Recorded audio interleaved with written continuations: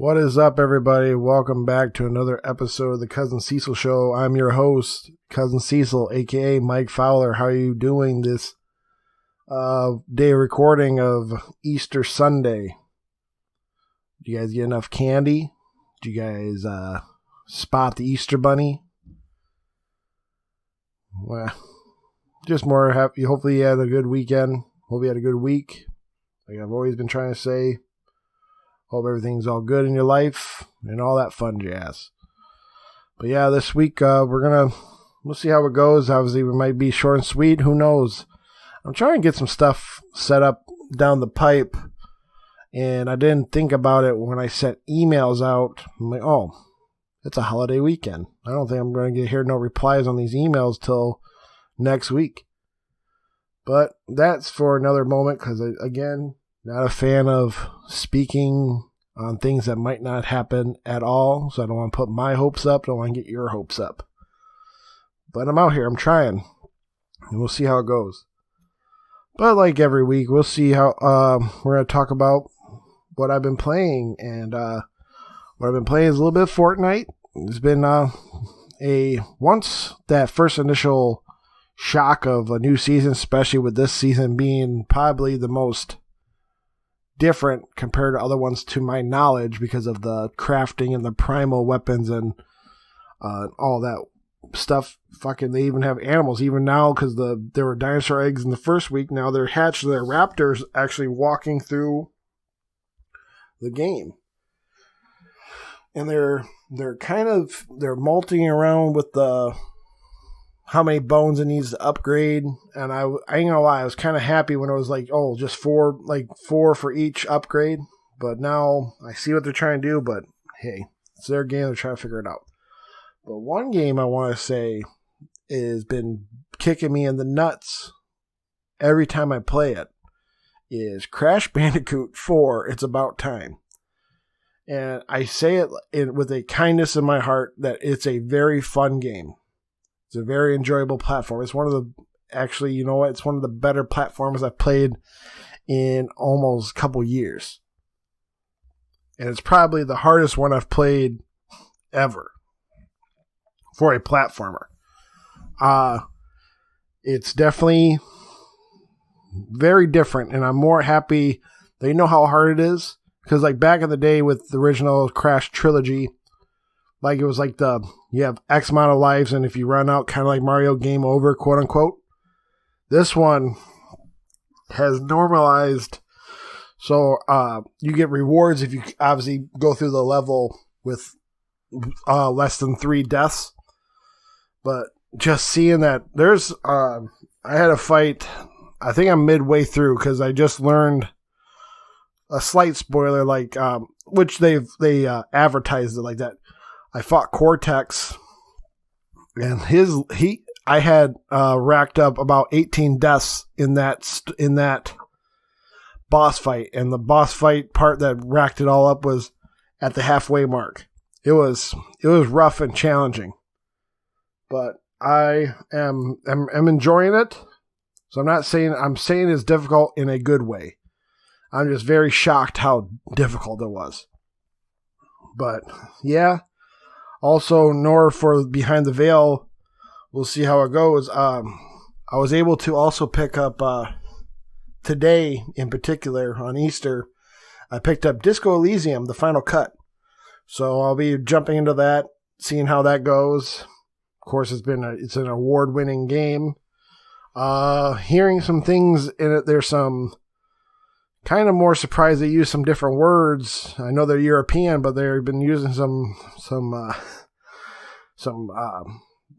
curse words for against people on the fly for against some LGBTQ people. But I'm not saying I need to hear context, but I am interested in how's it in the story wise, because no one's ever talked about it during like the awards moments of that game. So I'm like, wow, they let that fly and they still gave it awards. So I want to hear how it was portrayed. But yeah, that was basically it for me for playing games. I guess also did do a quick platinum for this stupid game that I am just reaping the benefits from it, but I don't want these cheap platinums on the PSN store. But if it's there, obviously I'm going to take advantage of it. There's this new series of platinums called Breakthrough Arcade series and baseball. I just played the one called Baseball Breakthrough Arcade, and it is literally, you can go to YouTube, myyoutube.com so the CuzNCiseal Show's YouTube. It was a 3-minute video, and granted, I don't have an Elgato, so it doesn't show like when my trophies pop, but all you had to do is catch 15 fly balls, and you get a platinum trophy. And also, I just didn't mention just now, they have a football game, and I just bought it with Disco, and they're all only 99 cents. And this one for football, apparently, looking up just another quick guide. Shout out to iBad Driver I. So, because I say it like that, because obviously when you type it in, you're supposed to put a uppercase I, bad driver, uppercase I on the backside to find him. You only have to do 5 touchdowns. And when I say that, for that game, you have to just run the whole quote-unquote football. That tells you, oh, you did 20 yards, you did 30 yards, you did 40 yards. But then after you get 5 touchdowns, you get a platinum trophy for that. And it's crazy. I'm keep on saying it because now after talking to Ariel Knights about his new indie game, obviously you heard it on the bonus episode. No, excuse me, it was on last week's episode, the real one. If they're going to let some other company willy-nilly get platinums for no reason, there should be no reason any indie game should not be allowed to get a platinum trophy anymore. So I really just want to see Ariel Knight's Never Yield, that has I don't even know the fucking guy, but obviously I met him through Zoom and all that shit. I just said, that game's going to at least have some real heart, soul, blood, and tears compared to it is literally a 2D, like Mr. Game & Watch style baseball/football that I'm going to do get platinum trophies for no reason. So I'm just more saying it for the people. I hope, again, so I can say the whole message, I hope Never Yield gets one. But we'll see whenever that gets announced. But yeah, for news this week, PAX East is canceled. It'll be a PAX Online event, which was feels like a no-brainer in these COVID times. But yeah, just more they gave it a shout out. I'm not sure even what day it comes out or whatever. Just more pulling the message out there. Also, there was another story which I'm going to wrap it around with. There's definitely some PlayStation news going on this week that are some good, some bad, and some more confusing. But Alan Wake 2 sounds like it is real and is being published by Epic Games because they outbidded Microsoft, I guess. Remedy is making it, and with Epic producing it, most likely that means it's going to be on all systems. So PS5 is going to get an Alan Wake 2, Xbox Series X, of course, and PC is going to have Alan Wake 2. I wonder if this is going to open up the door so that maybe Alan Wake Remastered comes out and maybe it'll come over to the PlayStation because I've never played it before. I'm kind of interested. I know that the Control has the AWE event, which helps connect some shit around it, but we'll see. More updates on that when it comes down the road. But about updates, CD Projekt Red has been trying to save Cyberpunk with their update 1.2 since it's been apparently fixing bugs but also creating bugs at the same time. We're still in the same. It's been over 100 plus days since Cyberpunk has even been on the PlayStation Store, which is still mind-boggling. While they had a conference call this week, which then brought up the idea that there was when they announced Cyberpunk before, they also said they were going to make a multiplayer game based out of the Cyberpunk universe. There's this Prophet's Call with their, stockholders. Yeah, that's the word. They basically said they're canceling the Cyberpunk multiplayer game, and they're basically going to, it sounds like, I'm going to do a paraphrasing, but it sounds like they're going to try to put multiplayer into their single-player games and focus in that direction before stepping into making an online-only multiplayer game. So, it sounds like they're going to be more leaning towards that. I don't want to call it add-on, because I'm assuming for, let's say, Witcher, they could have obviously put Gwent with an actual server base and have matchmaking in the middle of Witcher 3 instead of making the Gwent version of the game. So maybe they're going to go that route. Maybe there's going to be like in Cyberpunk. Not saying that's in it. I don't know. They say there's a arena you can drive to and you can start up like Grand Theft Auto style. But right now they said, yeah, we're not gonna focus on a multiplayer game until we get all this shit going on. But baby steps. So we'll see. And then also, 505 Games has went and bought the fun indie runner Ghost Runner for about €5 million. They they're now the owners of the IP. They took it from All In Games. Oh no, and then that other, whatever the company that makes it. But they also brought out a roadmap. So winter 2020, they brought out a hardcore mode and winter pack DLC. Available now. The spring 2021, they're going to have a kill run mode, photo mode, Amazon Luna version, which it says available now, and a vanity pack. And then in the summer, there's going to be new bundle, new game mode, and another vanity pack. And then, Grant, I don't know what that means. I'm assuming they're just going to make like a Game of the Year edition for PS4, or Xbox One. Because in fall 2021, the Ultimate DLC and free next-gen console updates are available. And another vanity pack. So the idea that, Ghost Runner is really good.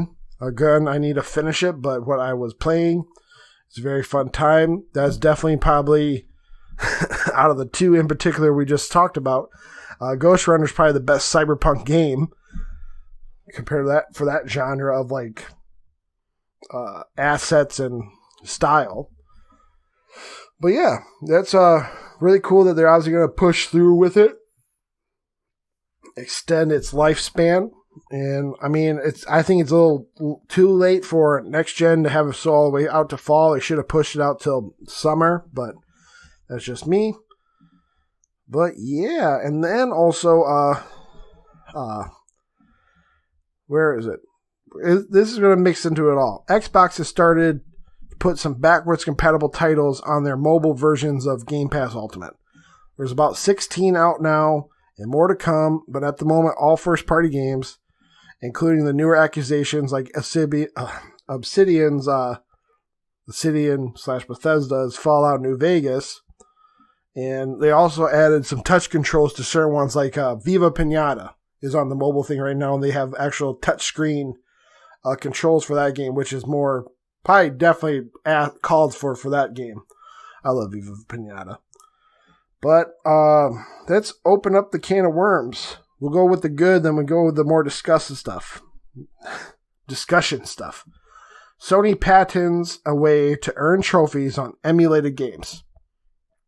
Cool.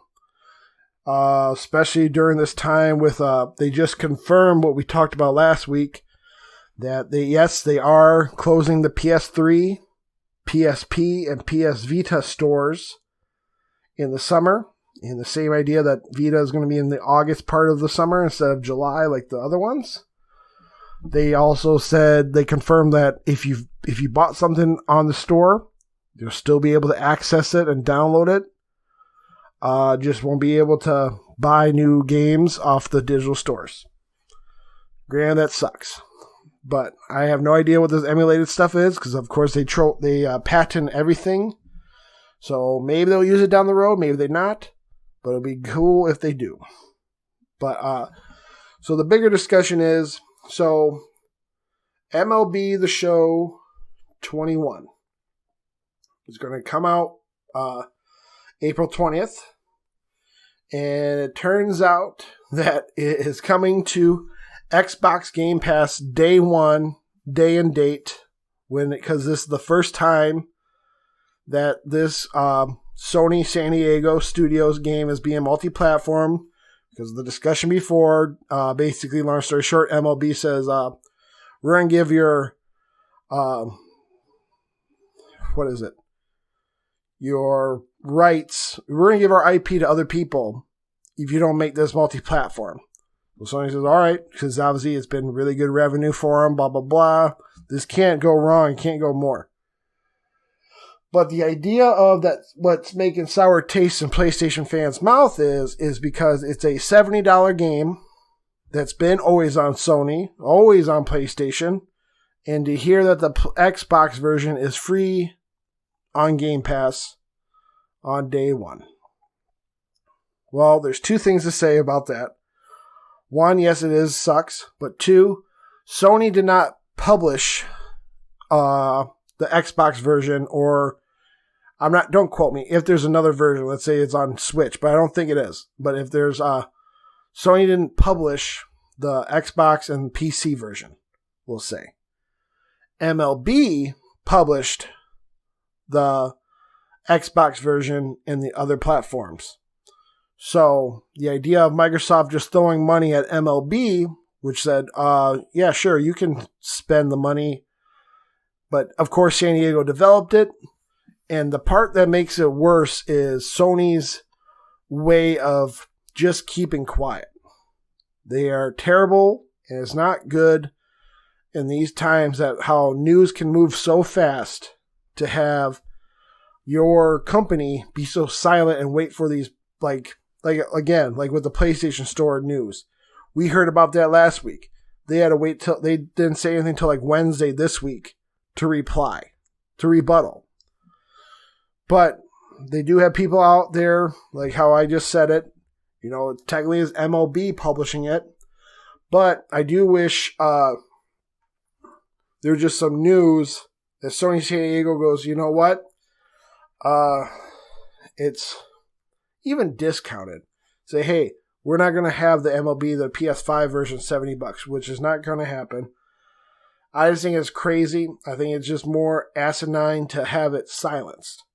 We'll see by next week if they have more news.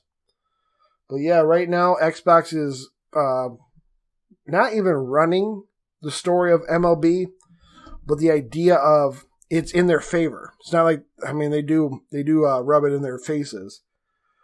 But the idea of, it's just crazy to hear nothing out of PlayStation.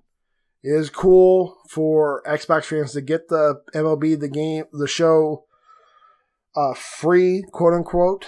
So good news for that, for them. And of course, it's nothing hurts to have the fan base of MLB, like baseball games, be big and wide for, you know, the people even on the PlayStation, because it is cross-play. So that's cool to hear. But basically, that's almost, okay.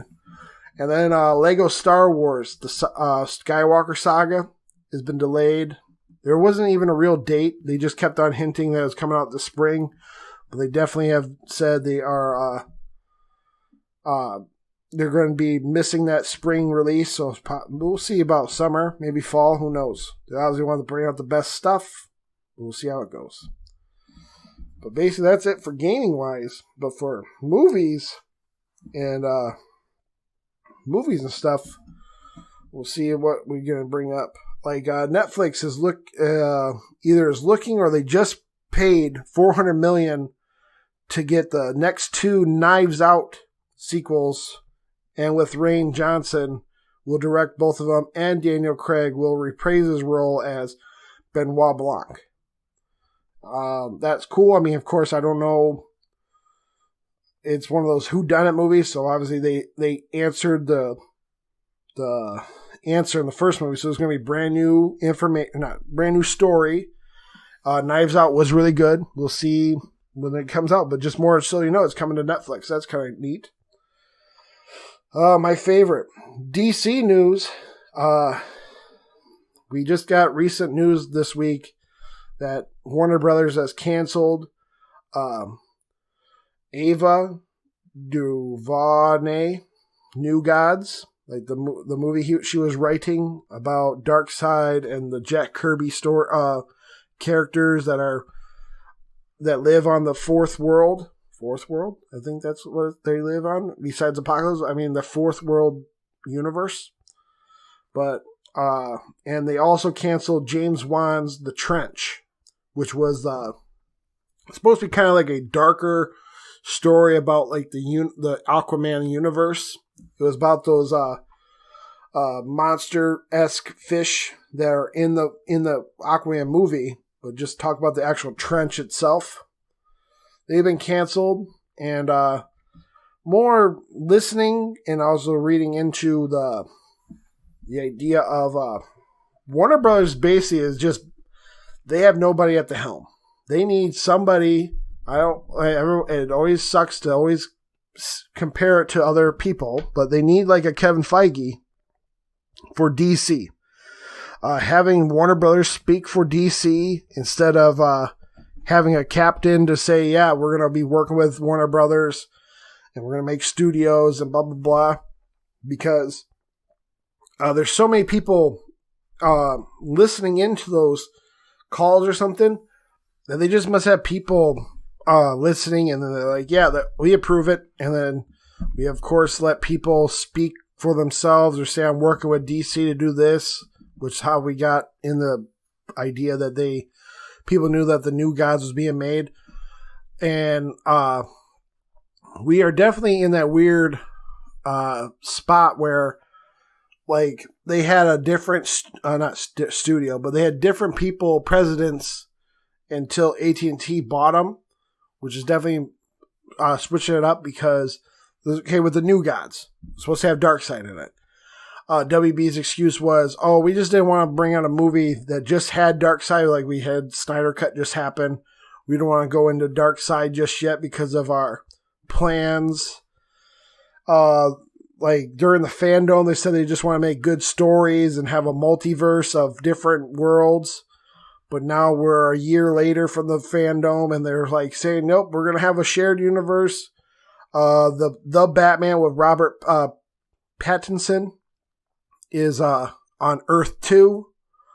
For no reason they have to tell us that. Is just very odd.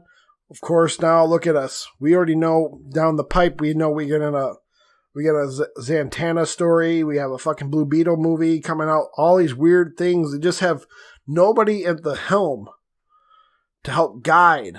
And also then keep the shit quiet until you're ready to actually have like a trailer within like the next like 6 months of a trailer, or even like in 8 months the movie's going to come out. Because you guys are just now burning at both ends and going to fuck over DC fans down the road. Because even like this idea, the next story I was going to say was DC is plotting its films to share and show this, or share the same universe. Just like we were just kind of saying, like how they're bringing it up. The key is setting up a new status quo will be in this Flash, which will tackle the multiverse and will also lend clarity on the future of the Justice League with multiple Batman and Supergirl appearing. Like, that's not clearing it up. That's just going to be, especially knowing, like, of course you can have a different director, or not director, a different script. But could you imagine what Ezra Miller's fucking Flash is going to explain, how they're going to bring the universe together without trying to sound like a fucking joke? It's just weird. I'm not trying to be a person now to be like, hashtag restore the Snyderverse. I'm not going to be like that until they said until I hear that there's a proper DC or Warner Brothers rebuttal saying, hey, we're here ya. We're going to actually restore it. Because there's too much toxicity in that Snyderverse fan base to like try to be friends and like, you know, join a cause. Like, I'm not going to give Godzilla vs. King Kong a 1 star because I want to say restore the Snyderverse. I'm not going to go on a Stop Asian Hate's fucking little rebuttal from Warner Bros. And say restore the Snyderverse for no reason. It's just dumb. But I just wish they would they just get their head out of their ass. If you want, and also I put it on Twitter, so if you follow me at MikeVoller93, I did share like group or screenshots of how I would do the keys if I had the keys to the DCEU, and I don't think I'd do a bad job. I'm not saying like that, oh, I'm better than everybody, but you know what I mean? I'm just such a fan. I thought it'd be kind of cool. I also thought, you know, Superman would be really cool to have Brainiac finally on theater screens to see it. But that's here nor there. It just, I'm really mad. I'm just more mad that, you know, I'm doing this fucking podcast and during the times that my favorite brand, PlayStation, it has Jim Ryan, who doesn't know how to pop his head out of his fucking turtle shell unless it's for no fucking reason. Just rebuttal about why this is going on. I heard, you know, and then DC is just a fucking clusterfuck. But thing for news we're going to also leave off of before we get into hot picks is, of course, we just went through April Fools, and I just gathered a little quick list of some of the April Fools that I thought was kind of funny. IGN had like a Zoom Royale, so they just made a trailer saying there was going to be like a video game of like a 100-person Zoom meeting, and obviously with a winner at the end, like a battle royale. Netflix said God of War 2022, and they used pictures of cosplayers as Atreus and Kratos. That was kind of all right. The Bloodborne kart racer I saw was pretty funny just because they had it in like PlayStation 1 graphics, and it looked just dark and just looked like shit, but it looked fun. But I was eating big laughing joke. The Duolingo toilet paper, you learn a new phrase of different language while you're wiping your ass. That was pretty funny. Razer had a RGB hair dye, just like all their computer stuff.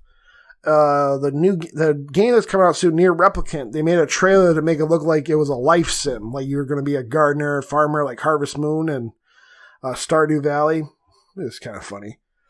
And then I Am 8-Bit most ambitious project yet, the Zoom limited edition physical collector's edition, which included a physical edition of Zoom, sweatpants statue, Zoom background art book, cloth map of your living room, and a mute button lapel pin. You know, it was just kind of funny stuff.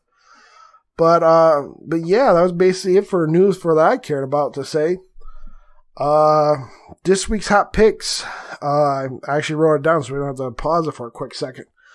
For comics, this one is from Image Comics called Geiger, Geiger. Issue 1's going to come out. It's from Jeff Johns. Obviously, if you know Jeff Johns, you know he doesn't really... He might have some weird lackluster 3 Jokers, but obviously Jeff Johns is still Jeff Johns. And I didn't even notice that when I wrote it down, but it has the illustrator from the 3 Jokers, that Frank, and I love his artwork. That very more...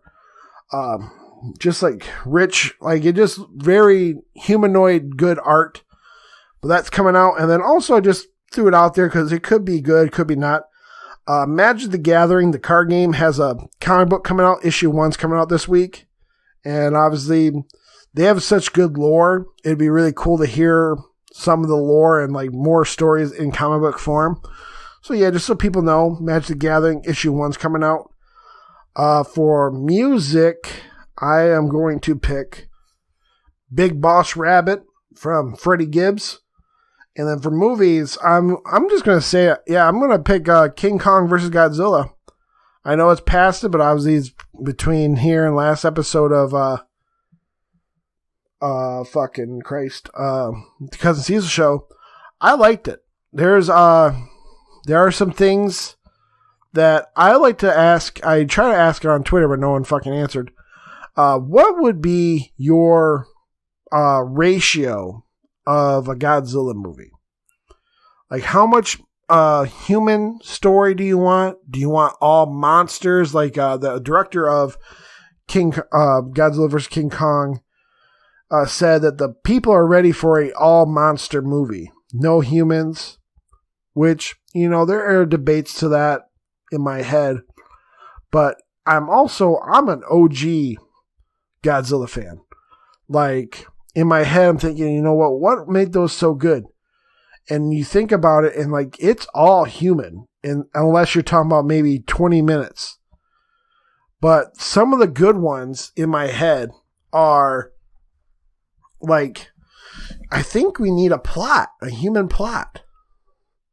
I was watching the 2014 Godzilla, and that one does have the best of a modern Godzilla, to have that classic feel where you are a human looking up and like, what is going on? Why is Godzilla here? And why are people, Godzilla's like a background. Now, I don't know how to describe it. I mean, it'd be cool if anybody would message the show by tweeting at me and what you guys think. But like, even there's one in particular that's in my head. It was one of the more later, closer like either 80s or 90s. It was a Godzilla King Ghidorah, but it was a one that involved aliens coming down, and they wanted to time travel back to like before Godzilla was created. And long story short, the story was a hoax, and they planted the King Ghidorah's babies on the island that gets, nuclear bombed to make Godzilla. And that creates itself, and obviously makes, I want to say, don't quote me, but I think that one also gives King Ghidorah the middle neck too. But I digress. But they had so much information back in those movies. And those movies are, hour 50, hour 40 minute movies back then. And it didn't feel, you put them down as classics. Like, we have Godzilla movies in like the Criterion collection. So they're praised for what they were. And like, even how Godzilla was first made, like how they made it in Gojira and Godzilla King of the Monsters, the Americanized version, when they had like I always say the character he plays, not his real name, but the one who plays Perry Mason is in the American version. Like that one, every single classic one has definitely a more human story base, and it treats Godzilla as a background into it. Granted, he is the solution for some of them, but it's just interesting to hear. But I am still saying Godzilla vs. King Kong as the hot pick. I liked it a lot. I actually do not mind. There are some weird but there are some weird missteps with the humans, but the monster part's great. The whole monster part, I even enjoy this guy, the director Adam Wingard's. He definitely gave. There was a whole little fucking story people have popped up that said Adam Wingard used one rule that Toho asked him, and they said, do not give Godzilla that much emotion. Toho treats him more like a force of nature. He doesn't get really emotionalized and stuff. But there are some key shots that Adam did that I, like to see for the idea of, especially if they're going to have a all monster, no human movie, I'd definitely hire Adam Wingard as the guy, because I think he did a really good job humanizing. And I also like the style of camera. When I explain it is, of course, how you should, but like that's what gives people Cloverfield and even old Godzilla praise. It really treats it more like we're looking up to the monster. But I do like the different outlook of, they had like the camera more set up like as a giant camera, so it's at the same eye level and like shit as the monsters. It just has a different feel compared to the other ones. I do like it, but it does open up the question, what is the perfect Godzilla movie? So I'm going to leave it like that. If you guys have it, if you guys know, or you guys are Godzilla fans, I don't want to hear nothing like, I don't like monsters. I'm not fucking asking you. I'm asking people who actually like the genre. But please follow me on Twitter at MikeFowler93. You can do twitch.tv/CuzNCiseal.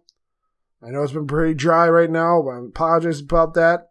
I've been, again, like I said, trying to recharge from doing that stuff. I know I'm not talking to nobody on that fucking thing, but the idea of just, I need to recharge my social batteries for being such an introvert. But yeah. Thank you. You guys have a good week. I'll see you next week. And hopefully, like I said, hopefully the shit comes through with these emails and then I can tell my listeners, and hopefully you guys are definitely following me on Twitter because it might be a thing on Twitter anyway. But yeah, you guys have a good weekend. Be good to each other and peace.